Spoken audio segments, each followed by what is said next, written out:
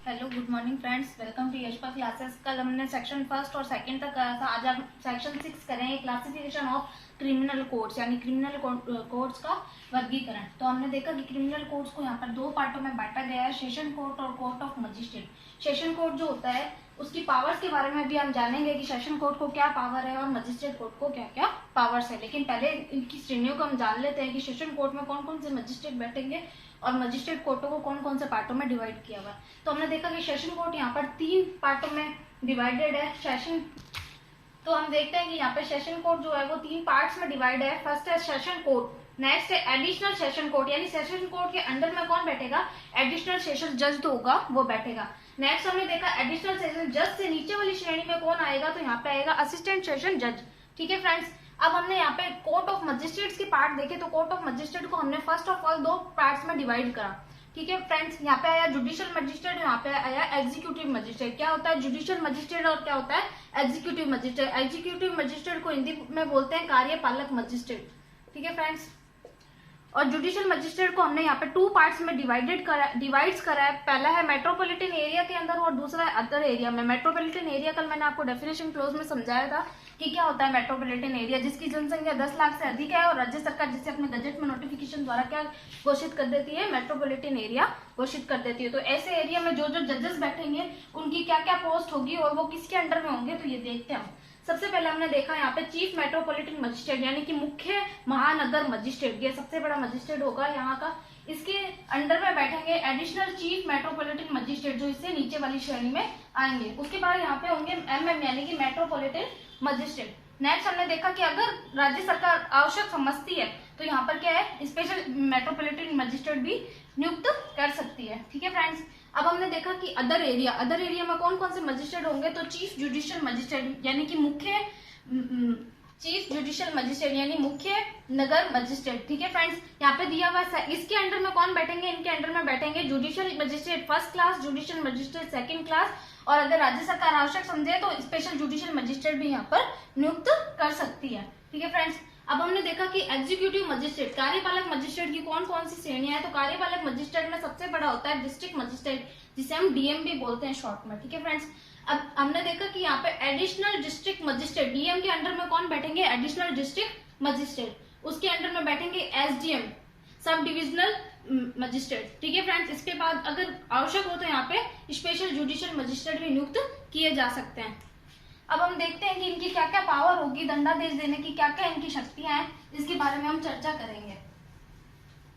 तो फ्रेंड्स, अब हम देखेंगे कि कौन से मजिस्ट्रेट को कितनी पावर है कि वो कौन सा मजिस्ट्रेट कितने साल तक की सजा व जुर्माना अधिरोपित कर सकता है। तो यहाँ पे हमने फर्स्ट ऑफ ऑल देखा JMSC, यानी जुडिशियल मजिस्ट्रेट सेकंड क्लास। तो जुडिशियल मजिस्ट्रेट सेकंड क्लास की क्या पावर है, ये 1 साल तक की सजा और 5,000 रुपए तक का जुर्माना अधिरोपित कर सकते हैं। अब यहाँ पे आया JMSC फर्स्ट क्लास, यानी कि जुडिशियल मजिस्ट्रेट फर्स्ट क्लास, इनकी क्या पावर है, ये 3 साल तक की सजा और 10,000 रुपए तक का जुर्माना अधिरोपित कर सकते हैं। यहाँ पे आया फ्रेंड्स अब CJM, यानी कि चीफ जुडिशियल मजिस्ट्रेट, इनकी क्या पावर है, ये 7 साल तक की सजा और जुर्माना की कोई सीमा नहीं है। ये मामले के अनुसार अपनी परिस्थितियों के अनुसार देखते हुए जुर्माना अधिरोपित करेंगे, इनके ऊपर कोई लिमिटेशन नहीं है। ठीक है फ्रेंड्स, अब हमने देखा कि यहाँ पे हमारे आया सेशन कोर्ट। सेशन कोर्ट को क्या पावर्स है वो हम देखते हैं। यहाँ पर सेशन कोर्ट के 3 हमने इसको भागों में बांटा था, सेशन जज, एडिशनल सेशन जज और असिस्टेंट सेशन जज। तो असिस्टेंट सेशन जज जो है उसकी पावर है 10 साल तक की ये सजा दे सकते हैं और जुर्माना कोई भी जो विधि मतलब इनको ठीक लगे वो अधिरोपित कर सकते हैं। अब सेशन और एडिशनल, इन दोनों की पावर सेम होती है। ठीक है फ्रेंड्स, कि कोई भी कितने भी साल की सजा जो विधि द्वारा प्रावधानित है दे सकते हैं और कोई भी जुर्माना अधिरोपित कर सकते हैं। लेकिन ये जो सेशन और एडिशनल जज है, क्या ये मृत्युदंड या आजीवन मृत्युदंड दे सकते हैं? तो इसके लिए इन्हें क्या है कि हाई कोर्ट से पुष्टि करनी पड़ेगी मृत्युदंड की। अगर हाई कोर्ट इसकी पुष्टि कर देता है तो ये मृत्युदंड भी सुना सकते हैं। ठीक है फ्रेंड्स, सो फ्रेंड्स, अब हम सेक्शन 7 डिस्कस करेंगे, जिसका है पारदर्शिक खंड। क्या होता है पारदर्शिक खंड? इसमें दे रखा प्रत्येक राज्य एक सेशन खंड होगा या उसमें सेशन खंड होगा, यानी प्रत्येक राज्य के लिए एक सेशन खंड होगा या उसमें कई सेशन खंड हो सकते हैं। प्रत्येक सेशन खंड एक जिला होगा या फिर सेशन खंड किसी जिले में होगा या फिर उसमें जिले होंगे, यानी कि उसमें कई जिले भी शामिल हो सकते हैं। ठीक है फ्रेंड्स, ये था हमारा सेक्शन 7 जिसका नाम है प्रादेशिक खंड। अब नेक्स्ट हम सेक्शन 8 मेट्रोपॉलिटन एरिया के बारे में डिस्कस करेंगे। क्या होता है मेट्रोपॉलिटन एरिया? तो मैंने आपको बताया था कि जिसकी जनसंख्या 10 लाख से अधिक है तो राज्य सरकार क्या है अपने गजट में नोटिफिकेशन द्वारा किसी एरिया को क्या है महानगर क्षेत्र घोषित कर सकती है। तो हम देखते हैं क्या है metropolitan area. The state government में बाय नोटिफिकेशन डिक्लेयर, यानी राज्य सरकार अपने गजट में नोटिफिकेशन द्वारा किसी भी एरिया, टाउन या सिटी को, यानी किसी भी एरिया को, टाउन को या सिटी को क्या घोषित कर सकती है?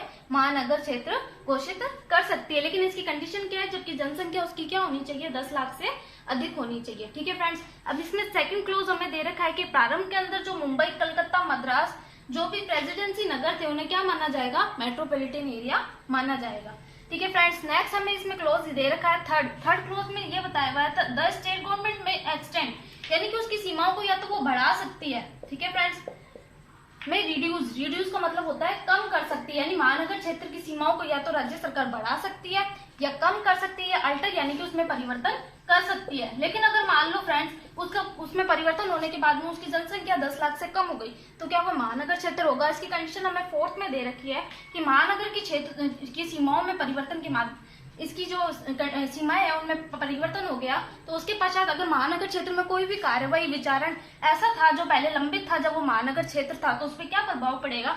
तो वैसे ही निपटाया जाएगा कि मानो वो क्या हो, एक महानगर क्षेत्र हो, यानी कि कार्रवाई, जांच और विचारण पर कोई प्रभाव नहीं पड़ेगा अगर ये महानगर क्षेत्र नहीं रह जाता। अब इसका हम क्लोज 5 पढ़ेंगे। इसके क्लोज 5 में हमें दे रखा है कि महानगर क्षेत्र में कोई कार्रवाई या केस उस समय पेंडिंग थी जब वो क्या था, एक महानगर क्षेत्र था, तो वो भी ऐसे ही निपटाई जाएगी मानो वो क्या हो, एक महानगर क्षेत्र हो। सो फ्रेंड्स, अब हम सेक्शन 9 डिस्कस करेंगे। सेक्शन 9 है सेशन कोड। तो हमने यहाँ पे देखा सेशन कोड को कितने सब डिवीजन में सब सेक्शंस में बांटा हुआ है, इसको 5 सब सेक्शन में बांटा हुआ है। तो पहले इनकी हेडिंग देख लेते हैं जिससे हमें ये समझने में बहुत आसानी होगी। तो स्थापना, जब भी स्थापना की बात आती है तो अपने मन में एक बात रखना कि स्थापना कौन करेगी? हमेशा राज्य सरकार करेगी। सेशन न्यायालय की स्थापना राज्य सरकार क्या करती है? हाईकोर्ट से परामर्श के पश्चात करती है। ठीक है फ्रेंड्स, पहला क्लियर हो गया। सेकंड इसमें दे रखा है नियुक्ति। नियुक्ति किसके द्वारा की जाएगी? नियुक्ति हाईकोर्ट के द्वारा की जाएगी। इसमें जज जो भी अपॉइंट होंगे वो किसके द्वारा होंगे? हाईकोर्ट के द्वारा। तो फ्रेंड्स, इसका क्लॉज 3 दे रखा है अधिकारिता। क्या होगी इनकी अधिकारिता? तो इसमें दे रखा है अपर व सहायक सेशन न्यायाधीश, यानी कि एडिशनल और असिस्टेंट जो यहाँ पे सेशन न्यायाधीश दे रखे हैं वो भी सेशन न्यायाधीश की शक्तियों का प्रयोग कर सकते हैं। यानी कि जो अपर और सहायक सेशन न्यायाधीश है अगर वो सेशन न्यायाधीश अनुपस्थित है तो वो भी उसकी शक्तियों का प्रयोग कर सकते हैं। नेक्स्ट इसमें 4th पॉइंट दे रखा है बैठक। बैठक का स्थान क्या होगा? जहां पर भी सेशन न्यायालय स्थापित किए गए हैं वही इनकी बैठक का स्थान होगा। लास्ट 5 क्लोज हमें दे रखा है निस्तारण, यानी कि मामले का निपटारा। अगर मान लो कि सेशन जज जो है वो न्यायालय में उपस्थित नहीं है तो उसकी जगह मामला कौन सुनेगा? तो वो हम देखते हैं कि इसका निस्तारण, जैसे कि कोई अर्जेंट मामला आ गया सामने और सेशन जज क्या है अपने सामने अनुपस्थित है तो उनकी जगह कौन कौन मामले का निस्तारण कर सकता है? यहाँ पे दे रखा है एडिशनल सेशन जज या असिस्टेंट सेशन जज। अगर सेशन जज उपस्थित नहीं है तो एडिशनल सेशन जज, और अगर एडिशनल सेशन जज भी उपस्थित नहीं है तो असिस्टेंट सेशन जज। और मान लो ऐसा हो जाए कि तीनों जजेस उपस्थित नहीं है और न्यायालय के अंदर, तो फिर कौन इनके मामलों की सुनवाई करेगा? तो चीफ जुडिशियल मजिस्ट्रेट। अगर महानगर क्षेत्र है तो CMM यानी कि चीफ मेट्रोपॉलिटन मजिस्ट्रेट इनके मामलों की सुनवाई करेगा। लेकिन इसके पश्चात में यानी कि इससे लोअर श्रेणी के जो भी जजेस है वो इन मामलों का निपटारा नहीं करेंगे। सो फ्रेंड्स, अब हम इसका सेक्शन 10 करेंगे जिसमें हमें 3 क्लोजेस दे रखे हैं। इसको लर्न करने का एक तरीका है SWN, सबऑर्डिनेशन, वर्क और नॉन प्रेजेंस। क्या होता है? सबऑर्डिनेशन का मतलब होता है अधीनस्थता। कौन किसके अधीनस्थ होगा? तो आपको पता ही है सबसे बड़े होते हैं सेशन जज और उनके नीचे उनके होंगे जब जो भी सहायक सेशन न्यायाधीश होंगे वो उनके नीचे होंगे। तो इसमें लिखा हुआ है सब सेशन सहायक न्यायाधीश जो भी होंगे वो सेशन न्यायाधीश के अधीन होंगे। ठीक है फ्रेंड्स, पहला क्लोज क्लियर हो गया। सेकंड इसमें दे रखा है वर्क। तो वर्क के लिए जो भी नियम है वो सेशन न्यायाधीश अपने जो अधीनस्थ है उनके लिए नियम बना सकता है इस संहिता के अधीन। ठीक है फ्रेंड्स, नेक्स्ट हमें दे रखा है नॉन प्रेजेंस। अगर मैंने आपको सेक्शन 9 के क्लोज 5 में बताया था कि अगर सेशन जज उपस्थित नहीं है तो कौन सुनेगा? एडिशनल। अगर एडिशनल नहीं है तो कौन सुनेगा? असिस्टेंट। और असिस्टेंट भी नहीं है तो कौन सुनेगा? CJ। सेक्शन 9 का 5 और सेक्शन 10 का 3rd क्लोज दोनों सेम ही है। ठीक है फ्रेंड्स, अगर वीडियो अच्छा लगे तो लाइक, शेयर एंड सब्सक्राइब जरूर करें। Thank you.